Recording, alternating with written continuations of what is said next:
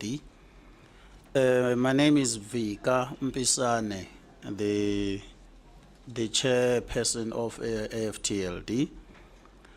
And we have a couple of panelists who will either present some stuff on specific areas or that this workshop seeks to cover, or who will just talk through some points.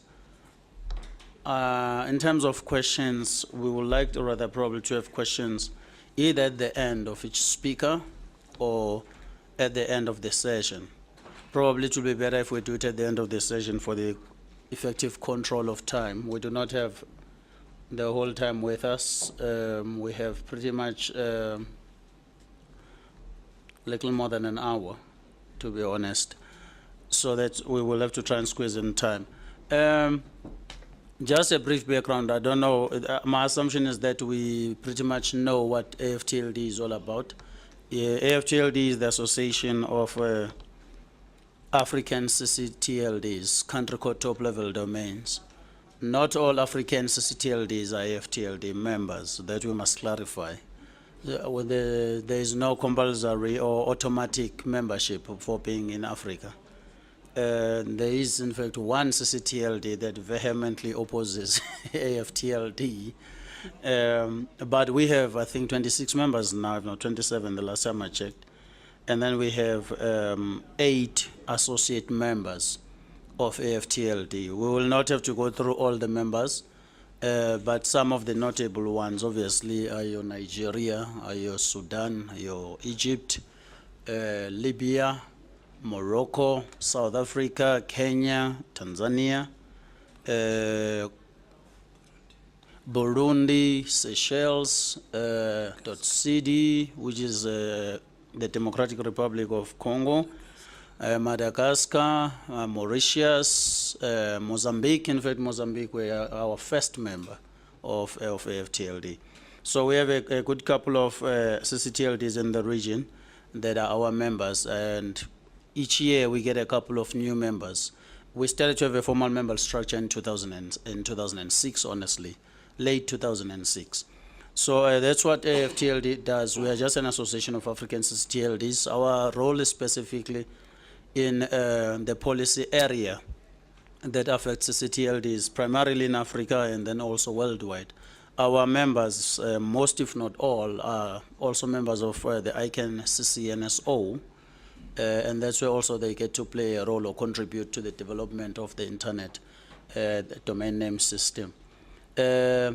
We've been doing connecting a couple of projects, or running through a couple of projects in the past, but each year we have an annual conference that goes with the AGM, or the annual general meeting of AFTLD.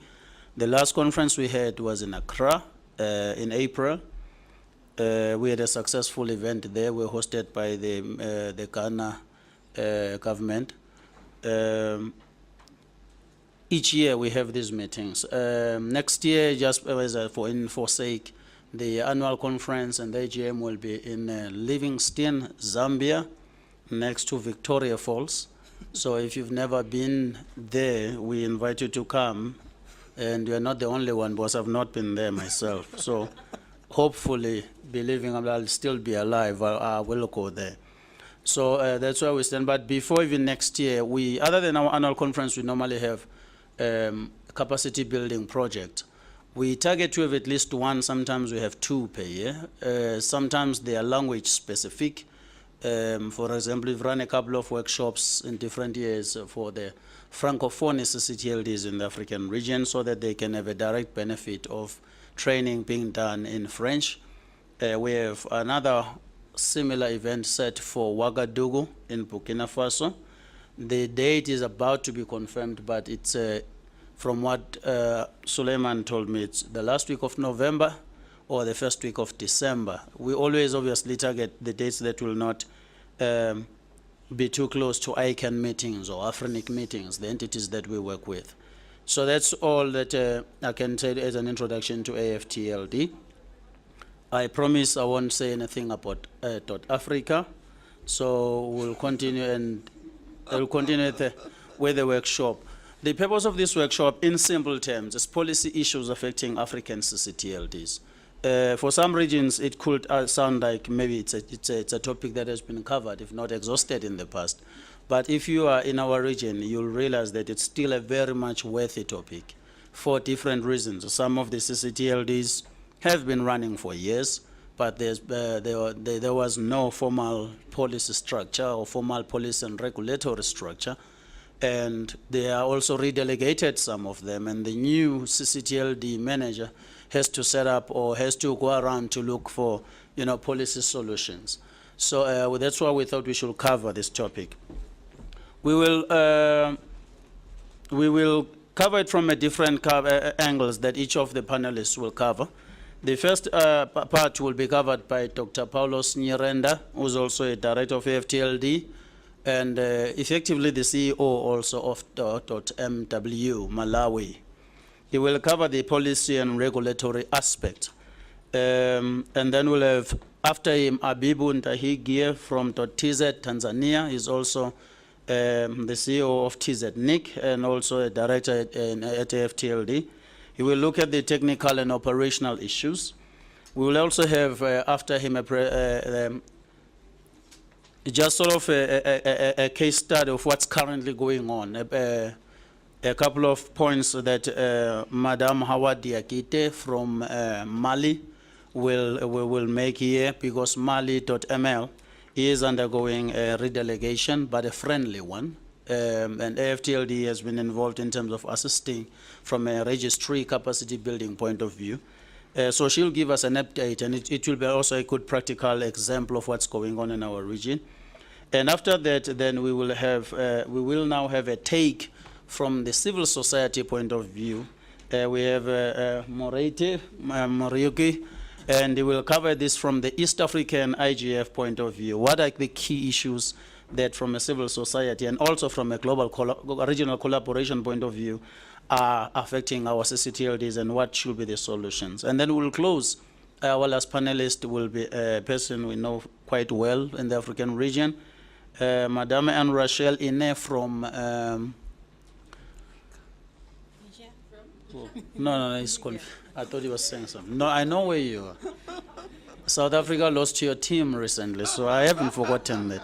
So, so I wouldn't forget Niger. So Anne Rachel will be our last panelist, and she will cover from the ICANN point of view issues affecting our ccTLDs. So I will give it to Dr. Paulos Nyirenda. I'll ask all my speakers to not exceed 15 minutes in their presentations, so that we can have enough time also for questions.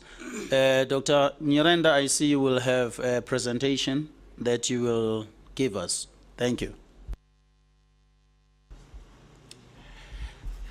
Thank you, Mr. Chairman. I think my presentation is to kick off the topic. So I will raise the issues on policy for ccTLDs and raise specific cases for Africa.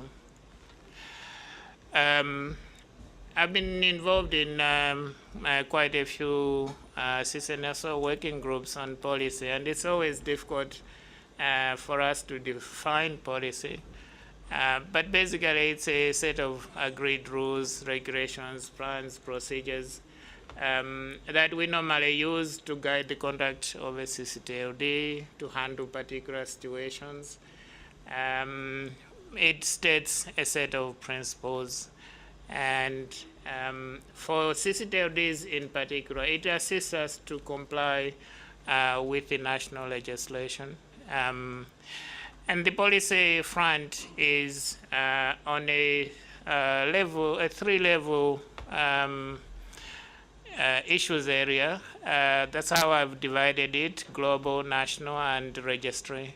And my colleagues will cover some of the operational things. Vika has already explained about AFTLD. We are the Africa top-level domains, and he has run through most of these, except, of course, that we have a board. The board members are here.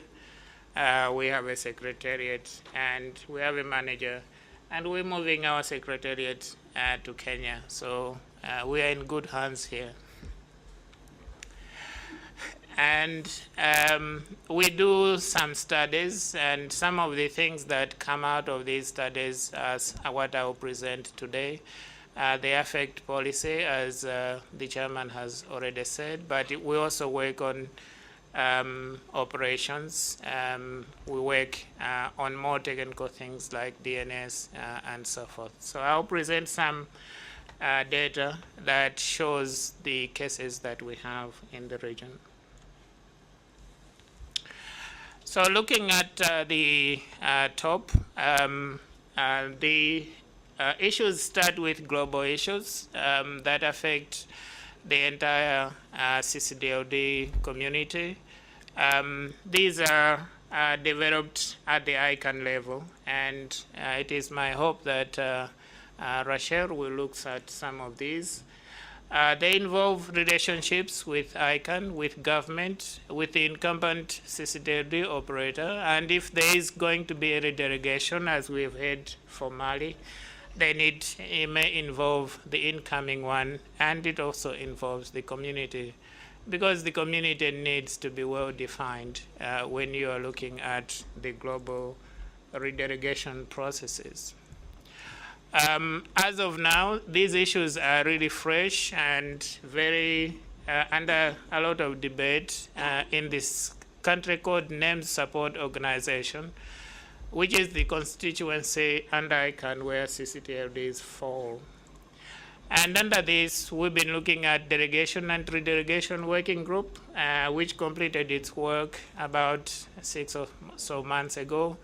And the work was very involving, so it created a new working group, the Framework of Interpretation Working Group, looking at the policies and looking at the problems that the DRD working group looked at and could not finish, which is basically how the policies are interpreted, how the various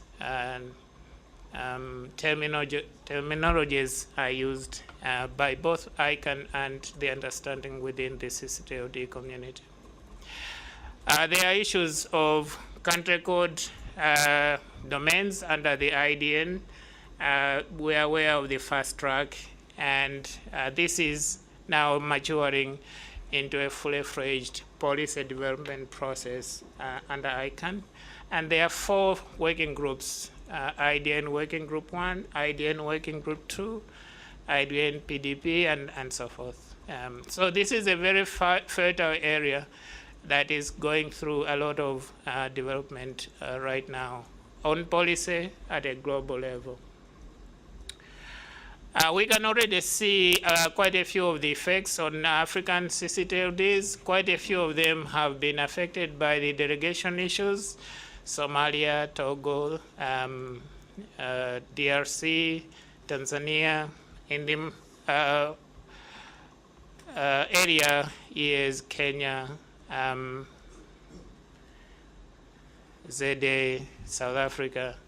And of course, Egypt was one of the first IDN ccTLDs to be allocated. I'm not good at Arabic, but I think it's called .misri. So they have, we have quite a few other ccTLDs which are also being affected by this policy issue. Zambia was reported at the Southern Africa IGF a few weeks ago as undergoing redelegation. Lesotho, the issue that one raises with Namibia, and of course I've heard today Mali, and so forth. And you can assist us to collect more data if you have a ccTLD that is undergoing this process. Please let us know under AFTLD so that we can put it under this issues area.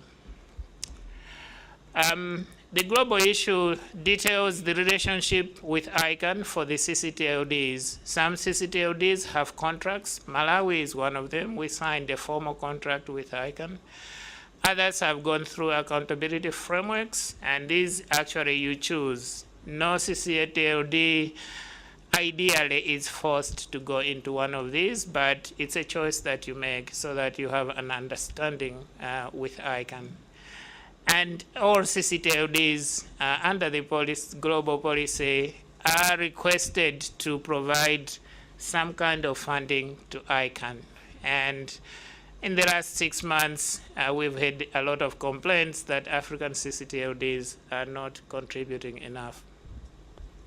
So you need to make your payments. And also this policy issue, there is issues of membership of the CCNSO. Right now there are about 20 members of the CCNSO. And we have an election coming up in the Africa region.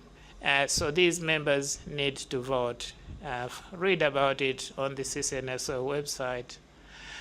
We have issues dealing with GAC, the Government Advisory Committee, and our observation under this policy issue is that participation in GAC of African ccTLDs or African countries is declining. I don't know what the reasons are, but this is the observation. And finally, there is the issue of ownership. What property rights do ccTLD managers have when they operate a ccTLD? Again, this issue is big and a framework of interpretation because there are some ccTLDs which were delegated before ICANN was put in place who don't want to be associated under this policy issue as being guided by the ICANN principles. And they think that they have property rights to the ccTLD.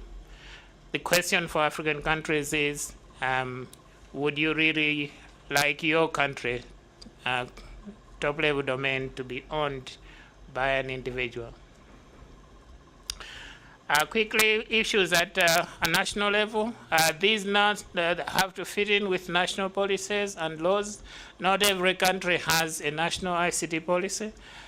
But this is where they fit, and I think every country now in Africa has a national legal regulatory framework of some kind for the ICT sector, or basically for the telecom sector.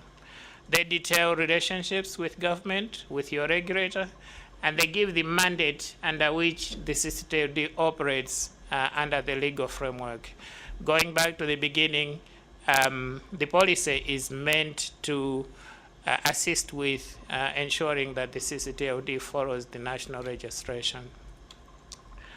Under the national issue also, ccTLDs need to choose a model under which they operate. And the most discussed model is the multi-stakeholder model. I've quoted here an observation that I saw from the East Africa IGF by Alice, which shows that the multi-stakeholder model regime receives the most support from stakeholders. So probably this is probably the best model. And in 2009, under the ATU workshop on ccTLDs in Mauritius, again, the multi-stakeholder model did show up as probably the best practice model. However, as we'll see under the continent, not every ccTLD is under multi-stakeholder. Under the national policy, the ccTLD needs to identify with the local community. This is a redelegation issue or criterion for ICANN. And the ccTLD policy may indicate how the ccTLD participates in national issues, such as building capacity or contributing to the education sector. Okay, some case studies that we looked at for ccTLDs in Africa. We looked at this data in 2008 up to 2010. And the model that I was talking about, we looked at whether the ccTLD is running under a university, under a telco, under a private organization, under government. And you can see that the data shows that the number of ccTLDs that are running under government is increasing when you look at the cases for 1999, 2008, 2010.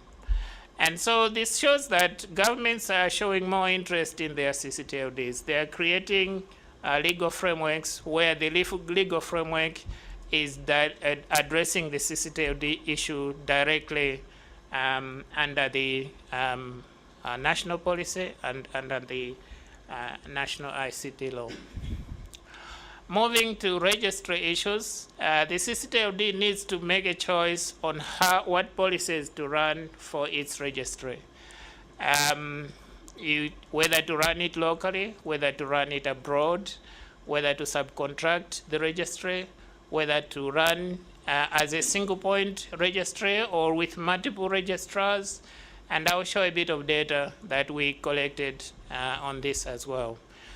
Under the registry policy, the ccTLD needs to decide on price and on the bidding mechanism.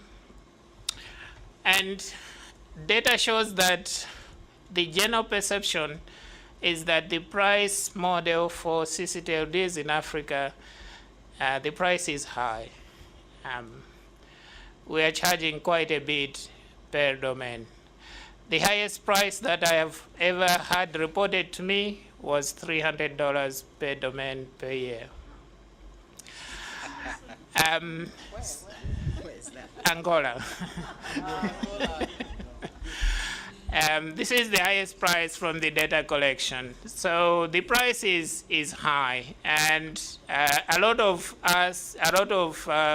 ccTLDs around, or domain operators, come to us and say, guys, why are you charging so much for domains?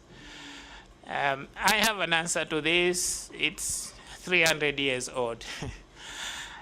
But we have also policy on the registrations. What hierarchy do you choose for your TLD, for your top-level domain? Do you want to restrict registration at second level, or do you want to open it up? And the trend shows that more and more ccTLDs are moving to less restricted policy for registrations. And I'll show some data on this as well. The ccTLD needs to choose whether to do open or closed or restricted domain registration, which means that you say, for example, if I am in South Africa, only a South African can register a .za domain. Maybe that's the policy, but we see that under this policy you decide who can register, what do they submit in order to register a domain, what domain name they can pick or they are restricted from picking, how many can they pick, is it an unrestricted number, or you allow them only a maximum of 10 domains to be registered. Once they register the information, the domains, the ccTLD needs to decide on the whois policy, how much information do you display for the registrant and the contacts. And finally, the ccTLD needs to decide on a policy of how to resolve disputes, to use the UDRP, and so forth, and a policy on how to modify the domain registrations, either through registrars, whois, how to modify DNS, and so forth. If we look at some data from Africa for registries and their policies, we collected this data using the IANA database and by looking at the URL that is displayed at the IANA database. The URL gives where the registration platform is, and we found that quite a few, only about half of the African countries have a working URL. Some of them have a working URL, but it doesn't work. Some of them have none. Some of them have a bad one. There are some changes, of course, since we collected this data. For example, Somalia, I think, has gone through a redelegation, and the data has changed. That's why it's been dimmed on this slide. We looked at whether we have single point registries or multiple registries, and you can see that most registries in Africa are single point. Only about 10 registries or 10 ccTLDs operate a registry with multiple registrars. And those ccTLDs where there is no URL, it was difficult to collect the data. So these are, again, about half of the ccTLDs. In terms of the registry policy and the restrictions, this is not our data. This data was produced by .NA, Norway, and it shows the effects or the effects of restrictions. They divided the restrictions area into 4 quadrants. On the top left is heavily restricted, heavy documentation. On the top right, unrestricted but heavy documentation with bureaucracy. Bottom left, heavily restricted, few documentation. And the top and the bottom right, no restriction at all. And the observation since 2006 is that more and more ccTLDs are moving into the bottom right quadrant, where the ccTLDs restriction policy is removed and open registration is encouraged with as little documentation as possible. And you can see here, I don't know if it is easy to read, you can see a few African ccTLDs that have no restrictions, very little documentation required. .mw is there, .ke is there, .ci is there, and so forth. So the general trend is to remove the restrictions on the registrations, and this encourages more registration to happen, and it encourages growth. My last slide is what Vika didn't want to talk about. North Africa is an issue for ccTLDs, and it will affect their policy. It's an emerging issue. We expect that it will be the first new GTLD based on the continent, and therefore it's an important issue for domain names. Because the process is at the beginning, we have a lot of open questions. Will it impact negatively on African ccTLDs? Probably not, is my understanding. Do African ccTLDs or countries need to modify their policy? Probably not. What is already happening probably will take care of it. The process is going through the African Union, through the AUC, and there are all questions on whether this process is good enough. Is it, does the AU have enough authority? Is the process transparent? Is there any conflict of interest in the current process? These are all policy development issues, PDPs, that one considers. Does the task force have vested interests or conflict of interest? Does the AU represent the local internet community? One of the ICANN heavy criteria. That leads to about 70% of the decision within ICANN. What I can say is that FTLD is actively taking part in this process, and it is our hope that North Africa will come as a blessing to the ccTLDs rather than a curse. Thank you, Mr. Chairman. Thank you, Paulos, for your detailed presentation. You've covered a number of interesting aspects. I'll pass on straight to Abibu Ntahigie to take a cue from here. He's not going to do a presentation, but he'll take a cue and point out some of the key technical and operational aspects of African ccTLDs. I will talk on the technical operation challenges within the African continent, but the technical challenges are in 2 phases. We all know that most of African countries in the past, we had two critical challenges to manage our ccTLD within the continent. These were mainly the commercial power issues and internet connectivity. We still have some commercial power issues, but at least the situation has improved. And also for the case of the internet connectivity, now it has improved with this establishment of submarine cables. For the case of Tanzania, we have 2, Kenya have 3, and things are changing even in other parts of Africa. So we don't have any technical reason on having a registry within our countries. So based on those historical reasons, most of our ccTLDs were technically managed outside of our countries. And from the IANA website, you could find that the technical contact is based outside of the country, but the administrative contact is within the country. That was the normal trend. But with this change, we still have some technical challenges in establishing the registries.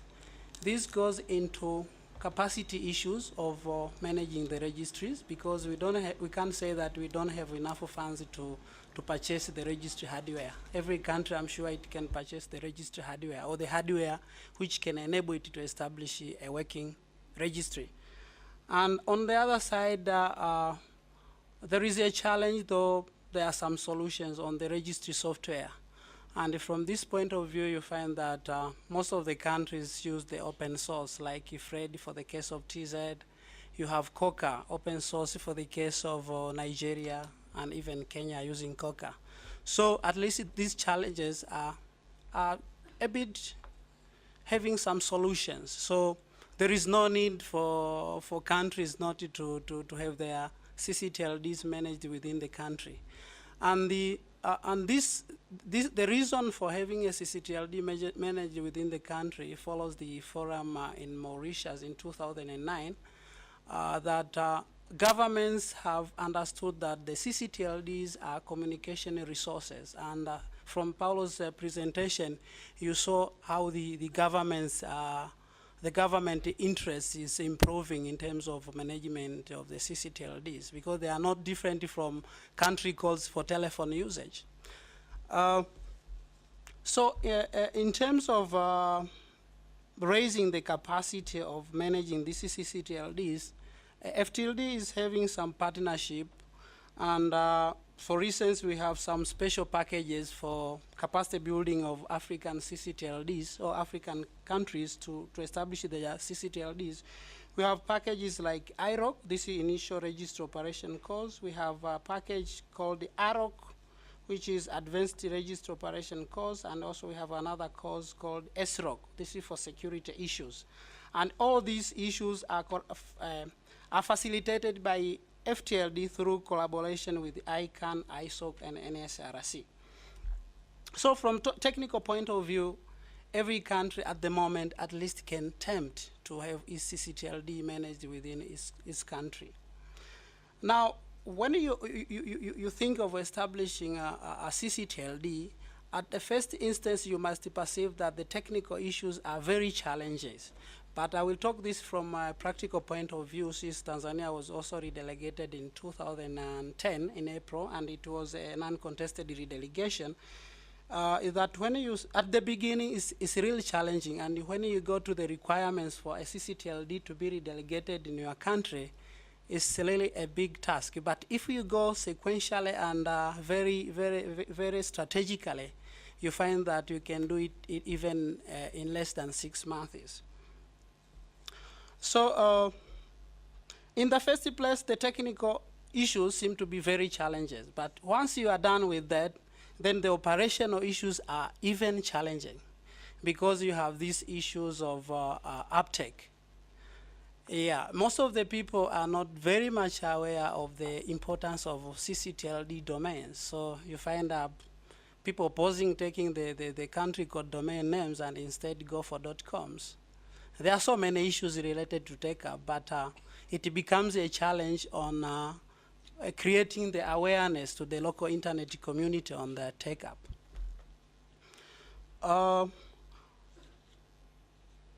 Paulo's talked about on some of the issues like the registry motors. And these models have both advantages and disadvantages. But as he said, the best model is to have is the model that has more advantages compared to others. And basically there are mainly 5 models whereby you can have a registry as a part of the government, you can have a registry as part of academia, you can have a registry as an independent but externally regulated, or you can have an independent registry which is self-regulated. And then the last model is outsourcing the management of the registry.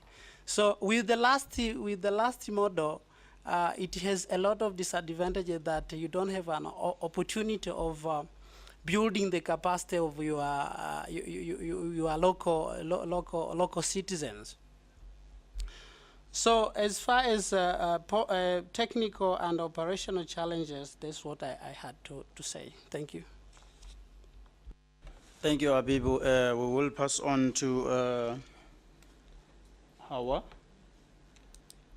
I think you have a presentation to make. You will need to connect that side. Yeah, you'll swap with Paulos. In the meantime, maybe may I just correct a mistake I made in the beginning and excuse my pant there and lack of manners. There are a couple of people who are attending this workshop that would like to acknowledge due to their roles they play. Probably first and foremost, my apologies, Leslie Cowley, the CEO of Nominate.uk, and the current chair lady of the ICANN CCNSO Council. Thank you, Vika. And just to correct Paulos, there's now 26 African members of the CCNSO, and we'd welcome more of you. Thank you. Yeah, 26 African CCNSO members. Thank you very much, Leslie, for attending. We also have one African ICANN director. I think he'll be outgoing as from sometime next year. Dr. Katim Toure. I know he was sitting at the back there, Katim. I think a couple of, we all know him now. No, Vika, I'm sorry, we have 2 African directors actually. Mike Silver is also African and a director. He just is not here. I was trying to say the ones that are here. So we have Katim. We also have Wim from Center, our regional TLD organization for Europe, who is here. Thank you, Wim, for coming. And probably, while I look around quickly, we also have Victor Chiza of .bi, and the reason I'm mentioning him is a former FTLD director as well. I don't know if Mohammed Al-Bashir is still with us. He's also a former FTLD member who's moved to Qatar, is left. And the directors of FTLD are here anyway, other than Paulos, myself, and Abibu. We also have Suleiman Omtanaka at the back there, behind Leslie. So, yeah, that will be it. I'll hand over to Hawa, who's going to tell us about the progress in the uncontested or friendly redelegation of .ml, Mali. Hawa. Thank you, Chairman, and thanks to all the organizers to allow me to share my experience about the redelegation of the .ml from the telco operator to the government.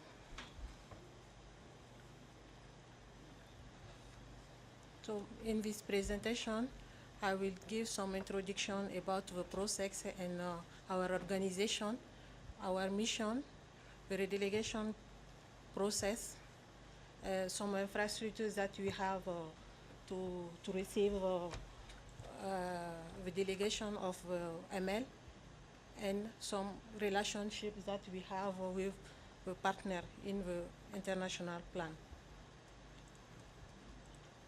So as an introduction, Agence des technologies de l'information et de la communication is created by law. We will receive a number as a public science and technology organization. This agency is born with a volunteer of authority of a country to give our administration a powerful cross structure capable to increase demand arising from the development of the ICT in the country.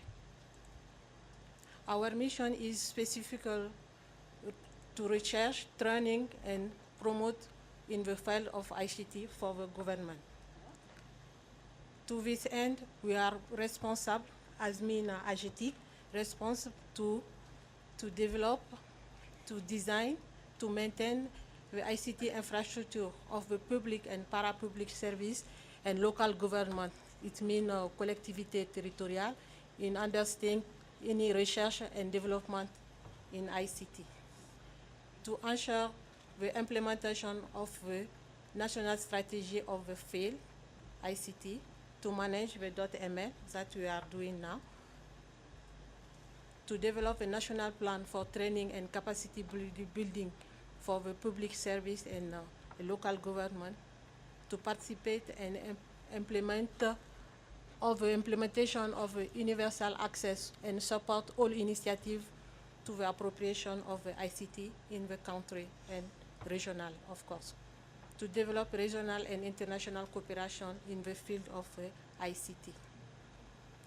So some history of ML, on the ML. .ml was activated in September 1903 by the Centre National de Recherche Scientifique.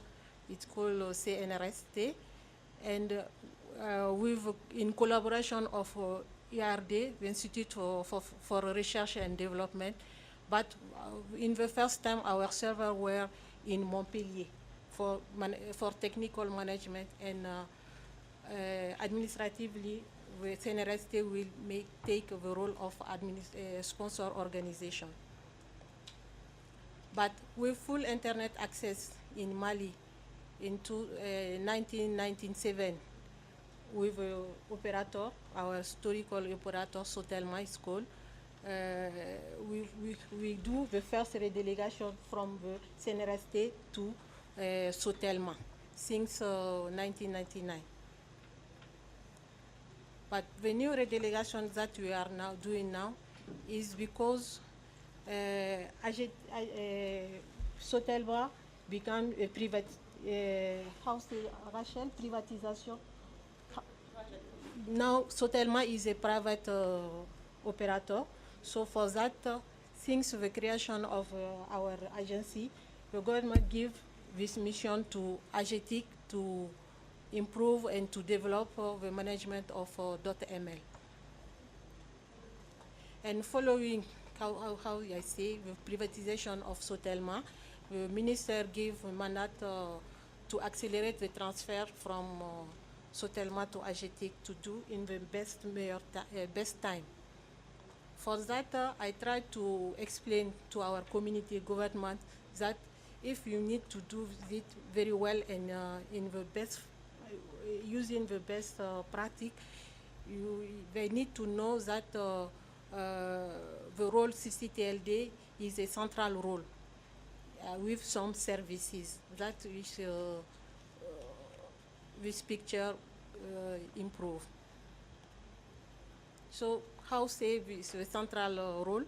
It means you need to know how to distribute this domain name, how to make a good registry that it can work very well with a good model of distribution, to have a good reglementation to attribute the domain name to the end users and the end user. So the TLD has a central role with these stakeholders. So for that, in AGETIC, we have created a service, a special service. It's called Service de gestion nom de domaine, suivi de politique et de réglementation TIC. And if after the creation of this service, we are proceed to evaluate the management in Sotelma before to go to do something.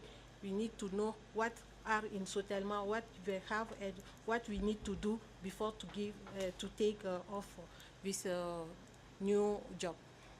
And after the evaluation, we do some trials in France and Tunisia to see how the ccTLD is working, how they manage your ccTLD, the ccTLDs. Sorry. Huh?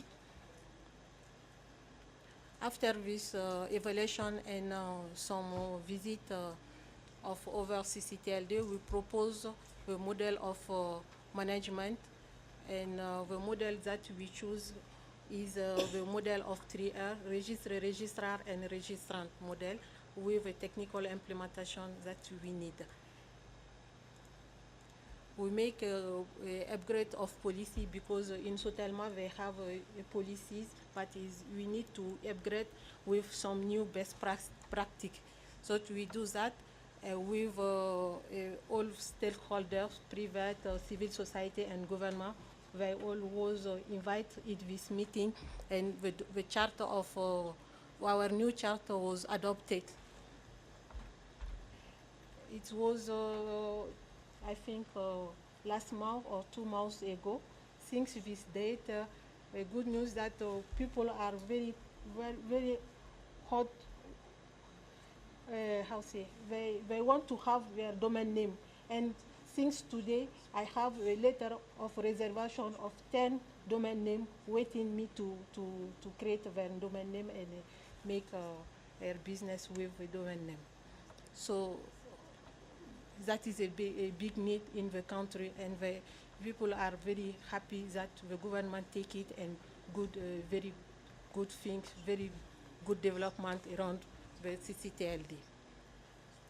For that, after adopting before that, we define the type of server, define our architecture, define the bandwidth. All things are now okay to manage this domain name.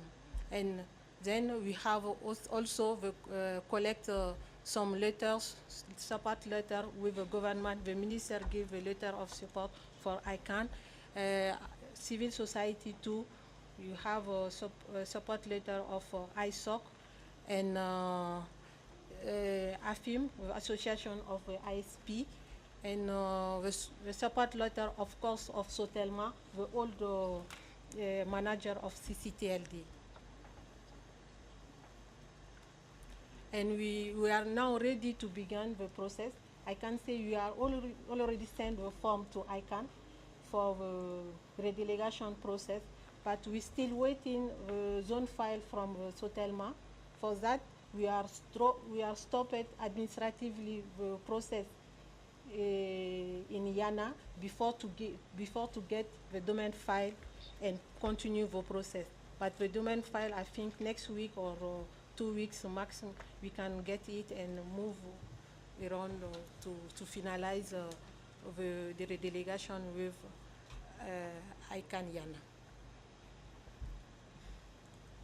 And after the discussion and adoption of the charter, we are also planning to establish a committee whose member will be all stakeholder with decision under the ministerial decision to make a strategic orientation for ML. As you know, AGETIC as a governmental structure, a domain name need a stakeholder model to develop, to implement. So for that, we advise the government to make to create a committee and develop the vision and strategy for the development of ICT. And this is okay. The draft of this document is already ready. For this new job that AGETIC is ready to implement, we have specified 2 persons to manage administratively the domain name. We have 2 engineers, technical engineers, system and réseau, for a network to make technical jobs at the beginning. We have also 3 lawyers. 3 lawyers, because in our mandate we have to also the role to define the regulation in field of ICT, not only the domain name. For that, we have 3 lawyers.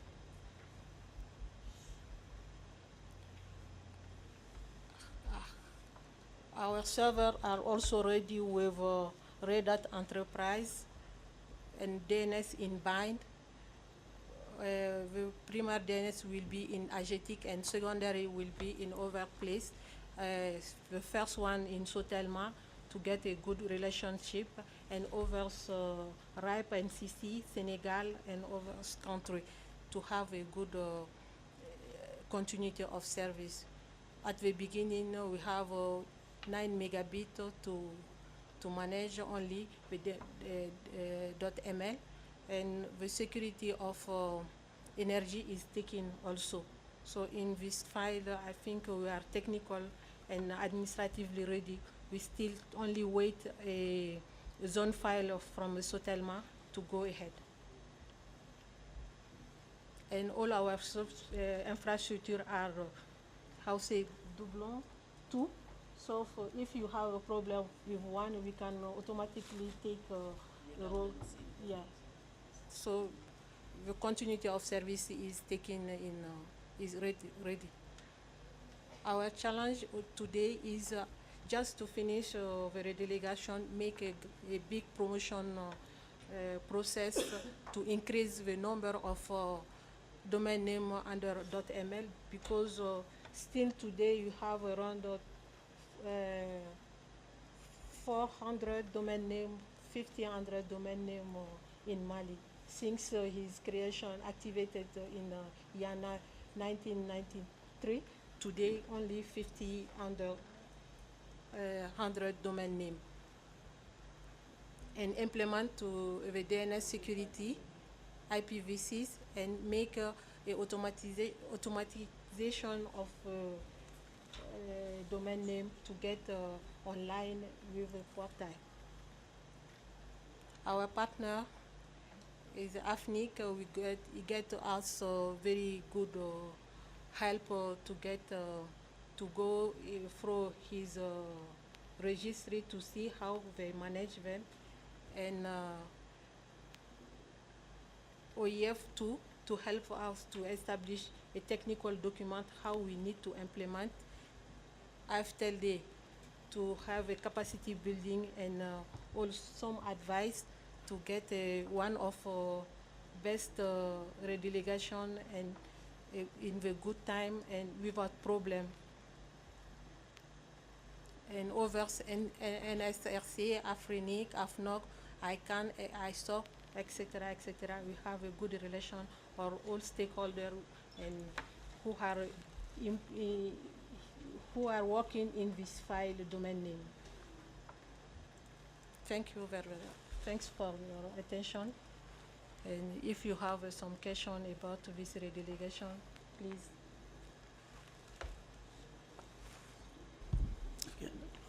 Sorry, we can close the mic.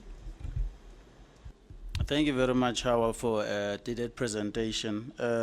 We wanted just to get this exposure or a practical case of what's ongoing in .ml, and this was on short notice, so thank you very much. I asked you on Thursday last week to become a panelist here, so thank you for the time.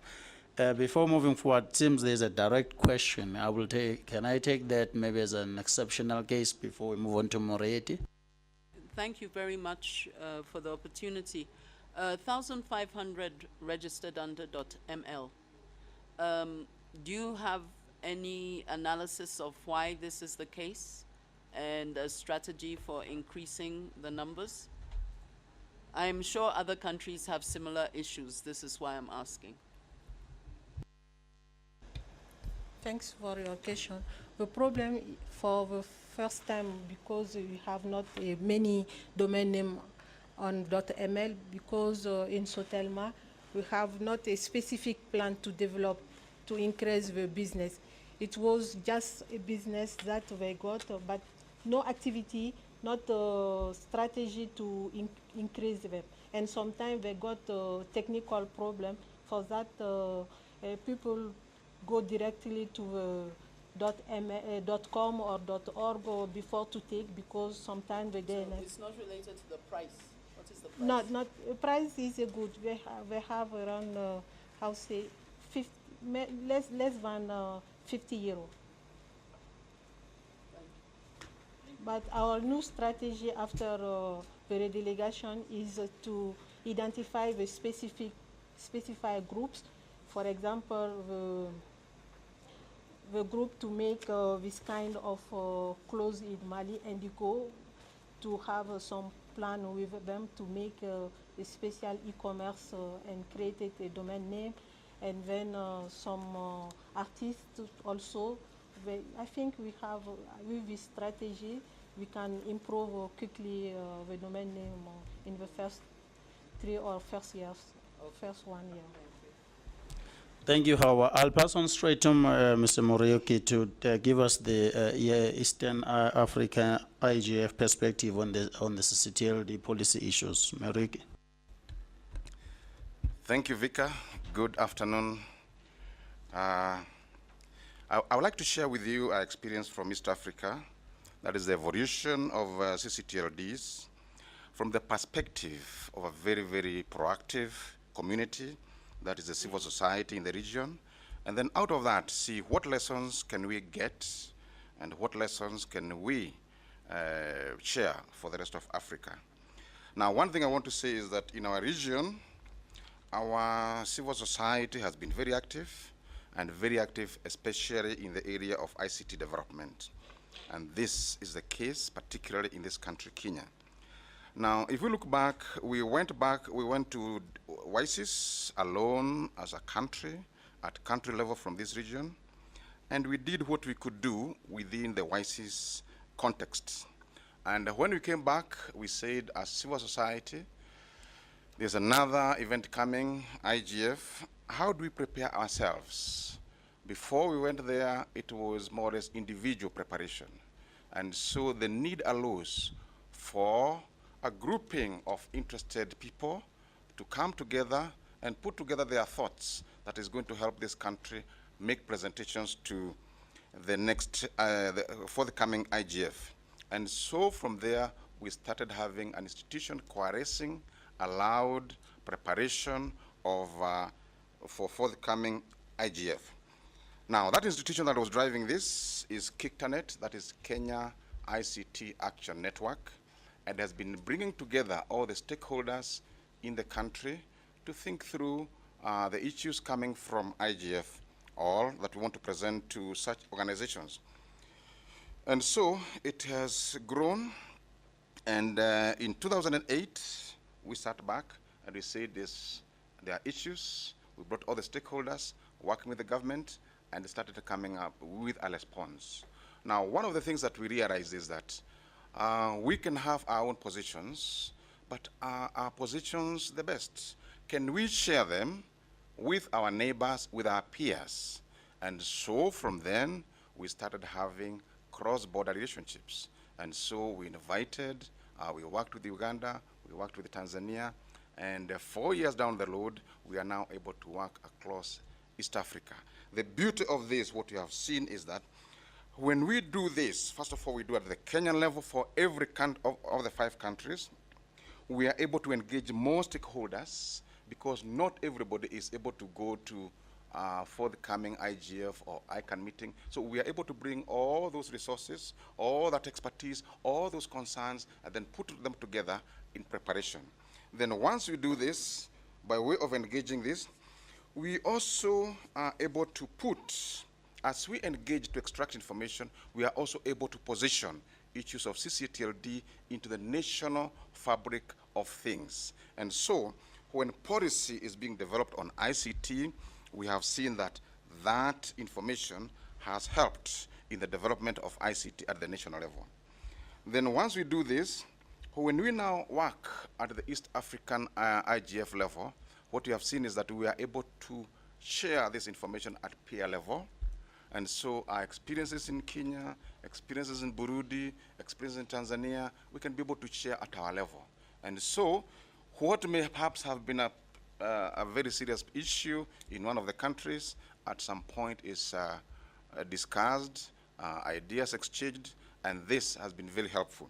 And so 4 years down the road, I would say we are happy with the process, and we have also seen it strengthening the process of ICT development, and also brought in many more stakeholders, and one of them is the government. So I would like to say that we have been very much in the mainstream of the development of the ICT policy in our region, and this process of IGF at the national level, at the regional level, has been very helpful. So as civil society, we have been very concerned. We are part and parcel of the evolution of the ccTLD, right from when we started the derogation, for example, in Kenya, way back in 2002. And so, at some point, we asked ourselves, wanted to know, how far have we gone? What are the issues arising out of the evolution of the ccTLD? So last year, we commissioned, ccTLD commissioned a study and was working with the 5 ccTLDs in the region. The intention was to look back and see what are the issues. And so our study, we wanted to look at management of the ccTLDs. We wanted to look at the consumer side of things. We wanted to look at issues of governance, and also best practice, the types of cybercrime, and then how does this relate to connectivity, issues of broadband and the internet. And out of this, we came up with findings, and this information is available on our website, EAGF, so I would request you to look at it. But I would like to mention some few things. One of the findings is that there's a need, the local identity of the ccTLD is very important to the consumers. And so, even as we talk about costs, as was mentioned by the previous speaker, that identity at the local level is very critical. But many of these consumers are not aware. We still talk about .com, we still talk about .name it. And so we need to do a lot more work to create awareness of the ccTLD in our national markets. And then out of this, there are some recommendations that have come out of the study. Because of time, I'll just highlight some of them. It talked about, first of all, recognized that our ccTLDs are relatively weak. We have few numbers, but the opportunity to grow is there, but they have not grown. And so a lot of it was strengthen technical operations, strengthen business operations, but we, as the study says, strengthening must go beyond just providing efficient technical and business for the domain names. It must get involved in education, in awareness creation, and begin to provide critical starting points for online, social, economic, cultural, and political activity. In addition, create, improve, and maintain partnerships to ensure a healthy ecosystem develops allowed the ccTLD. In other words, we must mainstream the ccTLD as a tool for development. Another recommendation is that the ccTLDs are not just technical institutions. They have an impact on the internet development of a country. They are brokers between the national, political, socio and economic institutions and the international internet governance and policy processes. They therefore have responsibilities of representing local issues as we do through the EAIGF at global forums. And we are talking about ICANN, talking about ITU, talking about IGF. And so we need to engage more actively in the global aspect of internet governance. And this, there are quite a number, but I know the chairman gave me only 5 minutes. Am I in time?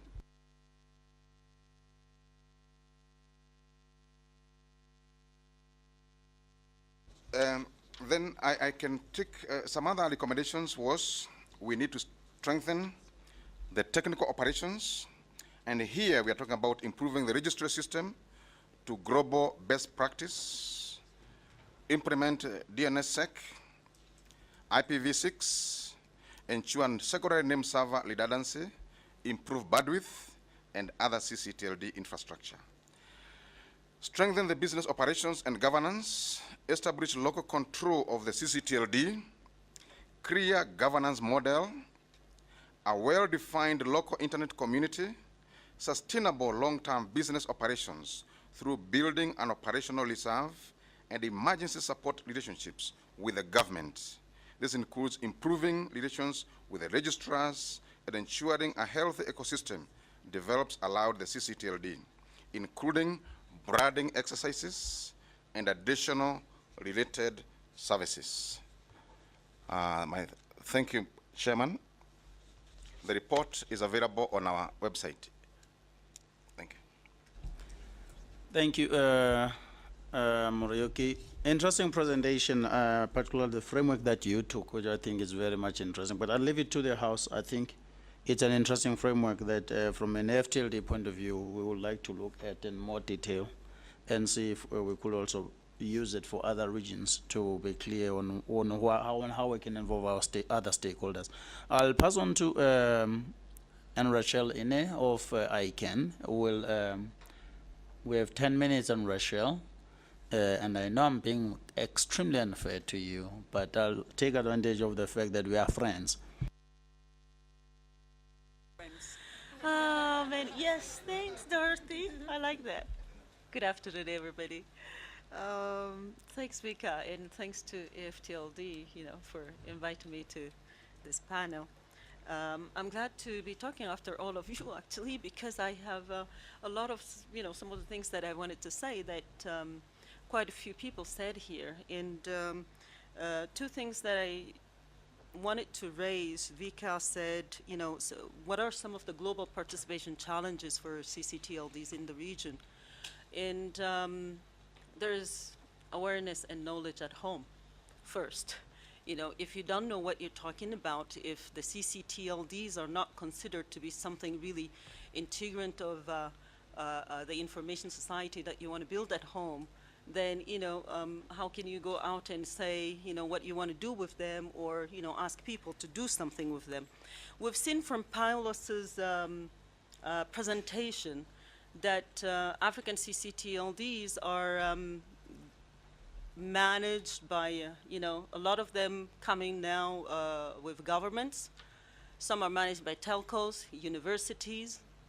Traditionally, telcos have not been in the business of the internet, so, a lot of them have just left them on the side.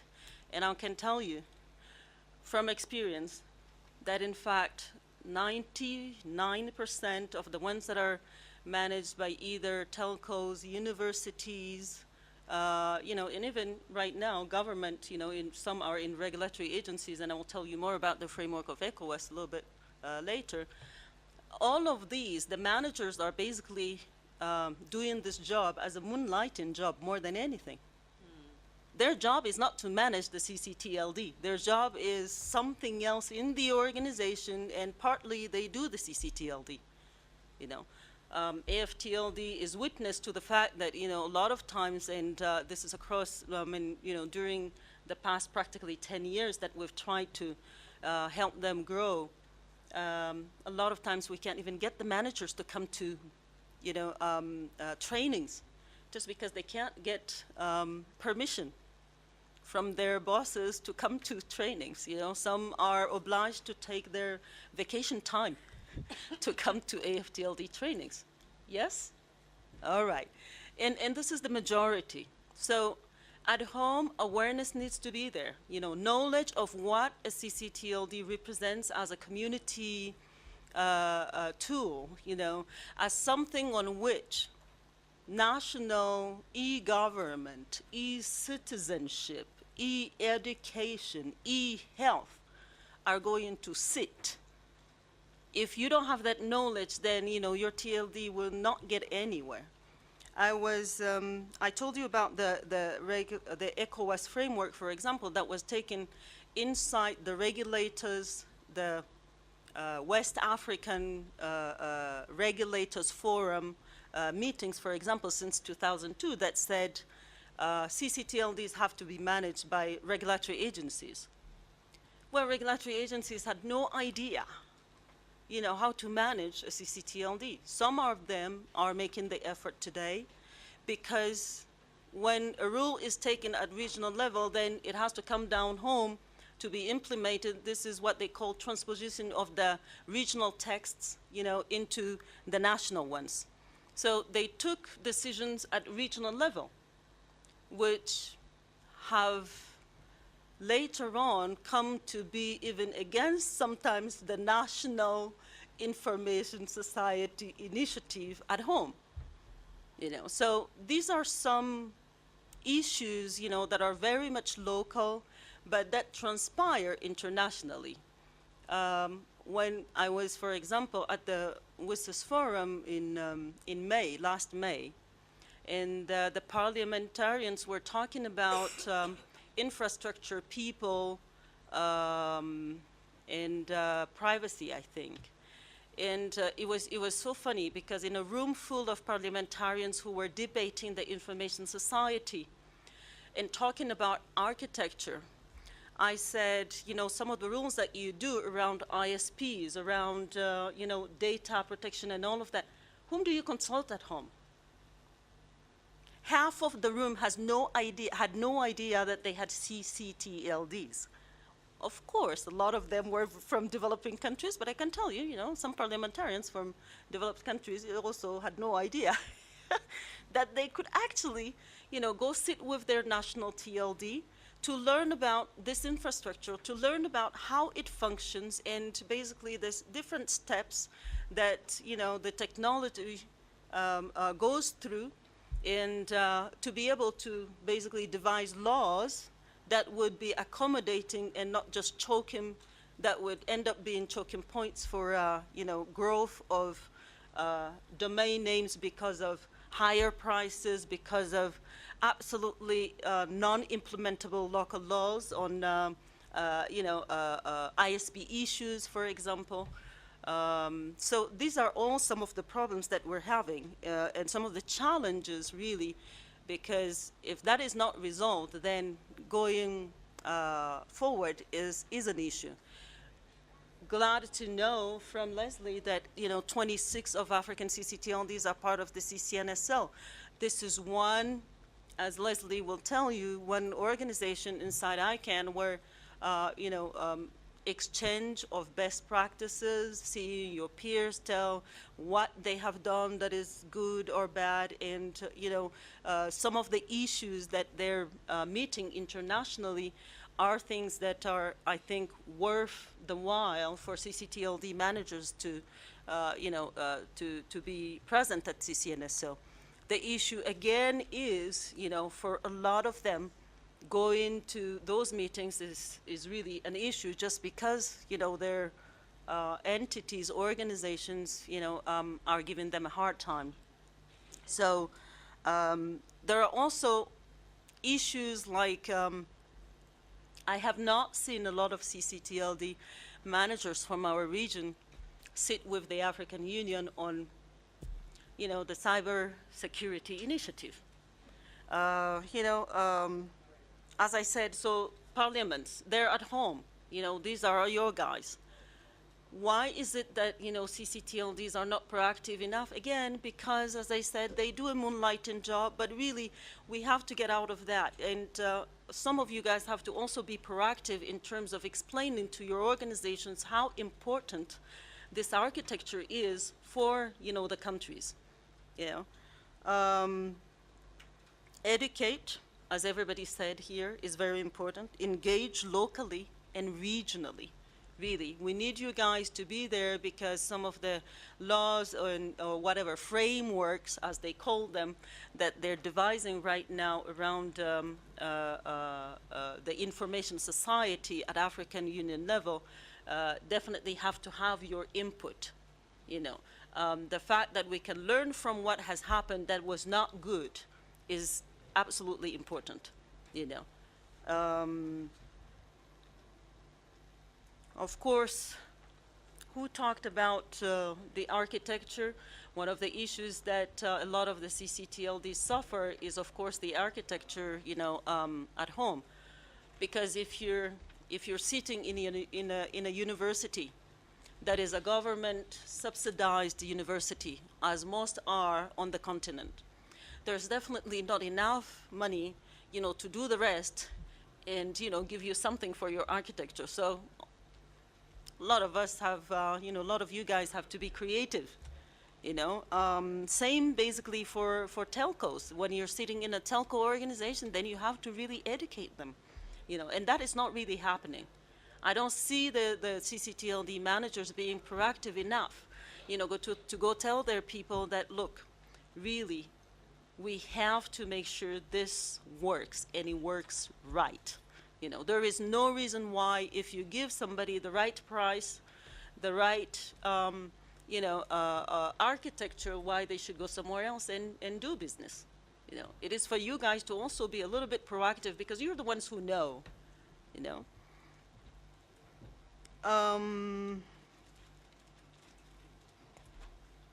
I think I will actually stop here, and so we can have a little bit time for questions. And if anybody asks me any questions about .Africa, they will have to read the applicant guidebook. All right? Thanks, Anne Rachel. The problem is that guidebook doesn't say anything about Africa. And so people will ask questions. Thank you very much for your views. We have had to excuse Moriyuki because we always had an arrangement that he has another 6 o'clock appointment. But we have his contact information here for those who may have questions about the findings in the East Africa region. I will not sum up what the speakers said. There are key points that they all covered and they were all heard here. I will take questions if we have any questions. We are out of our time, but I would like to test if we can take questions for the next 5 minutes before we close, maximum 10. I see 2 hands already. I will start there. If you could just identify yourself by name so that we may remember, also for transcription purposes, that we can remember. And I'll start with you, and then I will come to you, ma'am, the next to Anne Rachel. Okay, thank you very much. My name is Davis Oitaka. I'm CEO Elimu Holdings Limited. Now, just before I go to my question, so that you understand where I'm coming from, our work is to encourage schools, especially in Kenya, to go the web way. Okay, so take internet, use web resources, get portals on the internet, and so on and so forth. Currently, we're doing about 229 schools. The challenge that they face, the challenge that we face, if we try and push a particular ccTLD, in the local case is .ke, is I don't know how much work, and this now then becomes a general question. I don't know how much work that the ccTLD managers spend on the ground marketing, right? What solid marketing activities are they doing, especially in Africa or in Kenya in particular, or in Africa in general? What tangible marketing activities are they doing so that people who are encouraging institutions and societies to go the web way, get it a bit easier to try and push them from one mentality of maybe just the global ccTLDs towards the ccTLDs? That's question number one. Number two is there a deliberate effort to bring down the cost of ccTLDs? I noticed some of them are $35, $60. The .com is about $10. I know there's the issue of unit cost being very high because there are very few ccTLD domain registrations, but is there a deliberate effort to bring that down? And finally, can there be deliberate national or public training or awareness creation systems? It is different from marketing and sales. So this is just general awareness. So are there deliberate efforts to be done so that when we are on the ground and we are encouraging people to take up web resources, then we don't also have to do the work of a ccTLD manager and explain to the people what a ccTLD is? Thank you. Thank you very much for your question. Can we, before we ask for responses to the question, can I take you, ma'am, with your question? If you can be a little bit straight to the point. Sure. And only give background where it's a must. Thank you for your background, by the way. At least we understand you come from. I'm not trying to rebuke you. You did well. Yes, you asked for the background. My name is Dorothy Gordon. I'm the Director General at the Ghana India Kofi Annan Center of Excellence in ICT. I'm very concerned by the information which has been shared today. I believe that we must sit down and really strategize on how we can raise awareness. I believe that it must be AFTLD that takes on the challenge of raising awareness throughout the continent on how key and strategic issues, the issues around this are for the future of the internet on our continent. I also want to volunteer our institute. We are a capacity building institute, and we are experienced in delivering online and distance education. And we will be happy to work with you to develop a set of resources for Africa, which can help people to train, sitting at their desks. The problem with many of our decision and policy makers is they just don't have the time. So it's difficult to get them, and in a room, they come for a training and they're exhausted. So let us give them the opportunity to learn within the time that suits them best. And I believe we can do this by a lot of distance education. I also want to support my Kenyan brother in calling on all of those who are administering the domain names at the national level to really accept the fact that we are competing. I don't want to mention any of the places that we are competing with, but we know where to go to get a $10 domain. I mean, my own domain is not .gh. I had a choice between $10 or $20 because I was buying 3 or 4, let's say $40 or $200 if I went for the .gh. So I think we have to have a strategy and price accordingly so that we grow it to the level that it makes sense for us to even have them. And then I also want to call attention to the fact that we should be lobbying, because we know that part of the reason that our national level domains are not growing is because of blanket blocking by commercial entities in the West, so that if you are using your own domain, they will not accept commerce from your site because you are .gh, .ng, .ke, whatever, and that you are forced, therefore, to go for a .com so that you can be internationally accessible. So I think that some of these issues must be addressed, and you are the people to address them, and we are there to support you. Thank you. Thank you very much. I think you made comments more than questions in a number of areas, Ms. Gordon, and thank you very much. I have Paulus and Abibu and Suleiman as FTLD directors here. I think they will respond to some of, if not all of your questions, so that I can continue chairing. But I will look at the question part of it, if we probably could take this in the reverse quickly. The whole thing of lobbying is an interesting one. If you have a problem right now, then just imagine how bad the problem is going to be with 500 new ccTLDs coming into play. So it is a serious thing, of course, that there are certain big corporates that will typically force their local operations here to be under .com, instead of it ending with .ke. So you find a scenario where it's ke.pwc.com. So that's one great challenge. But I take your point. It's something that one needs to think about how we can best strategize about it. Pricing. I don't know who can respond, either from AFTLD one on pricing. I'll ask Abibu to try and respond on pricing. But before he does, it is local. AFTLD can only encourage, but it's the ccTLD that will have to handle pricing. The honest truth, as both my brother and my sister have stated, is if your pricing is still anything more than $10, you will really struggle in the years to come. It's really, really important that we must work on pushing the prices down if we hope to encourage people in our countries to buy our domain names. From the South African experience, our leading domain is co.za, and it costs, depending on the exchange, anything between $7 and $8 to get the name. I can tell you up front now that come February or so next year, that price will have gone down to 35 rands, you know, because we acknowledge the value of competing on price. Abib.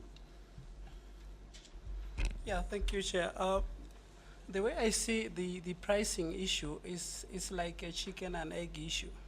Because for the case of Tanzania, the registry is not, is not for profit. So the pricing is based on the volume of domains registered. So depending on the awareness and marketing, you can easily control the price. You have more domains, then you can take the price down if you are not for profit. If you are for profit, then it's an issue that I can't respond, okay? And again, in terms of marketing, this is challenging to a ccTLD based on the nature of the service. The service itself is a bit technical. So it's not just a normal marketing guy can sell the domain. You need to have a lot of technical explanations. But again, through like a model which how I expressed during the presentation, the 3R model. 3R model means that if it's fully implemented, it means the registry manager becomes like Kenike or Tisnek, okay? And then you have registrars who does the registrations, okay? And then you have end users, which are the registrants. And you find that most of these registrars are ISPs, and their core business is non-domain registration services. So you find the marketing issue lies on the registries. Now you can find some means of having the registrars to do the marketing through maybe incentives. If you give incentives and they compete, then at least they can assist in marketing.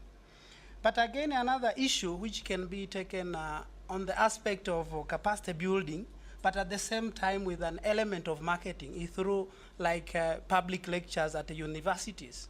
If you conduct DNS lectures at the universities or secondary schools, if you can, at the end of the day, when they graduate and they get employed somewhere, they will be aware of the ccTLD. So it will be easy for them to convince the management to go for .tz or for .ke. That's what I can contribute. Thank you.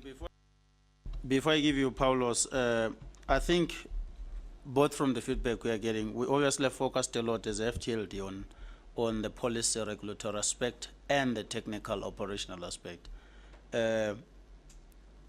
Clearly, marketing and communications in terms of capacity building will have to be another program that we look at.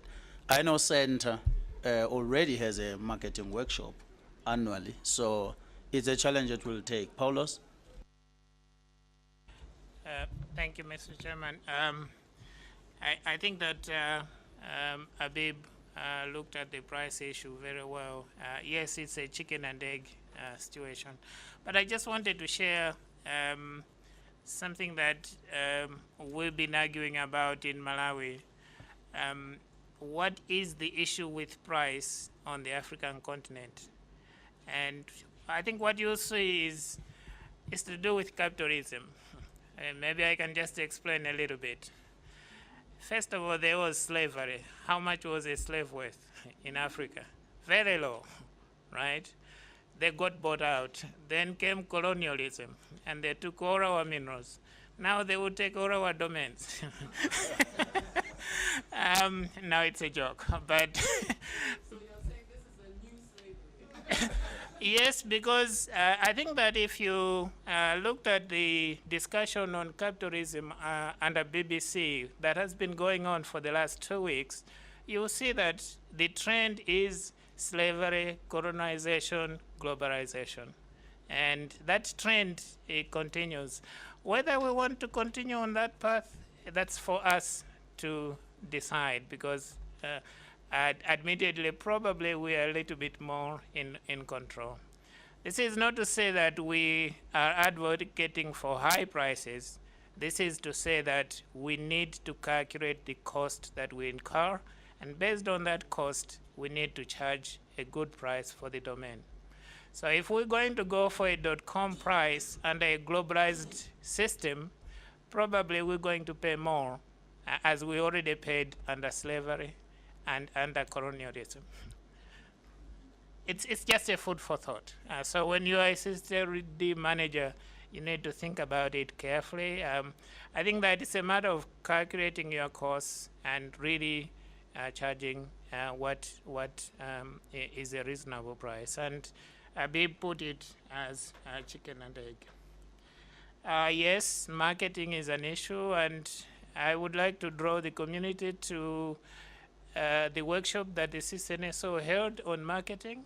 There was a very successful workshop. I can't remember where it took place. I think it was in KL, where one of the very attractive marketing tools was a naked lady on the website from Philippines. And again, so the marketing is there. There's been some capacity development issues on marketing, and the material is available online. The CCNSO has actually looked at it. I just thought I would bring up those two issues. Thank you, Paulos. I don't know if we have any further questions. I have one question at the back. Any other question? Okay, I'll take. Just introduce yourself again for the benefit of the audience. My name is Gideon, and I'd say welcome to Kenya. It's not much as of a question, but just a few comments on the ccTLDs. Someone said about the deliberate blocking, and I was saying if that exists really, then it means that I remember Vince Cerf, when he visited Kenya, he said that Africa should really work towards having more of its content online. I could say most of the websites that are on the ccTLD are normally, you'd find that maybe they belong to government, or the businesses that are they related to government. So the content is always very old. Nobody updates, nobody does anything that would make the rankings go up. So as long as we are not going to improve our visibility and the content, the SEOs must be done on a regular time, so that every time you do something maybe on a .co.ke, it's up there. But because nobody does this, you could find that the content is even a year old, and that doesn't really help. Another thing is to involve the young people. You could do maybe a research, and if you ask most young people, they don't even know about the ccTLDs. They only know about the .coms and the .orgs. So if we can have a way of asking the government or the private organizations which have pretty much worked overtime to push most of the internet issues, it would be better, so that many young people understand that they are not only .coms, but we also have .co.ml. We have many that belong to their country. So when they register, or when they buy a domain, they buy it under perhaps their country. So when they improve when they do their websites, that would really improve the availability of content on the ccTLDs. That would really help us. Thank you. Leslie? Yeah, I'd just like to make a very quick point, is that we have all been through very similar experiences, or are going through similar experiences, and the CCs are some of the best communities for sharing. So if you're starting some of these things from scratch, many of us are happy to share either through the CCNSO or AFTLD, because there's nothing better than looking how somebody else did it and then maybe adapting that to your own country. Thank you very much, Leslie. I think there's a very important point in this community for whoever still needs to sort out the framework and the operational framework of the ccTLDs or the registries, is to please avoid reinventing the wheel. It really helps if you participate in these communities, FTLD, CCNSO, because you can always easily get .de or .uk to partner with you, to show you how they set it up.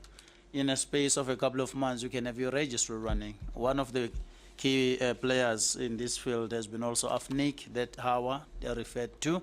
They've also helped a good couple of African ccTLDs, mainly on the west or northwestern side in fast-tracking their infrastructure.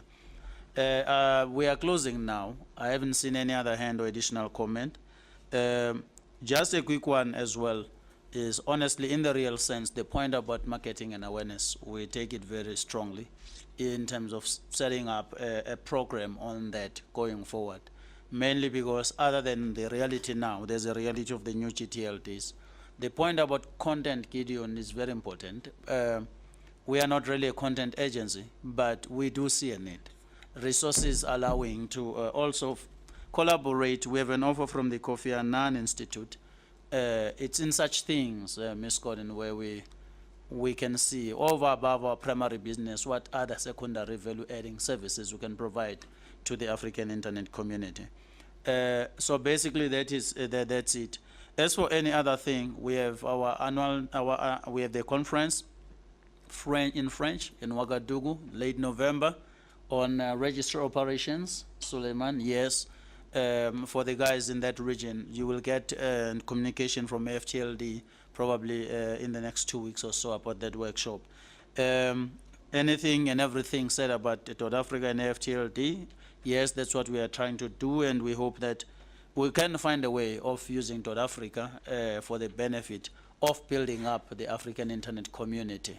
I think that should be the highest and most important goal, regardless of whoever gets awarded South Africa at the end. We need South Africa to bring back the process back to Africa. Yeah, other than that, there's nothing more I'll say. We've heard from our speakers, and I'd therefore like to thank them. Dr. Paulos Nyirenda, Abibun Ndahigie, Madam Howard Diakite, our friend Moriuki, who had to leave us, and Rachel, as always. Thank you very much. And thank you very much also for your time to be here. And our partners, Leslie CCNSO Center here, who've taken time as well to come and attend this session. I, with your permission, declare this meeting closed. Thank you.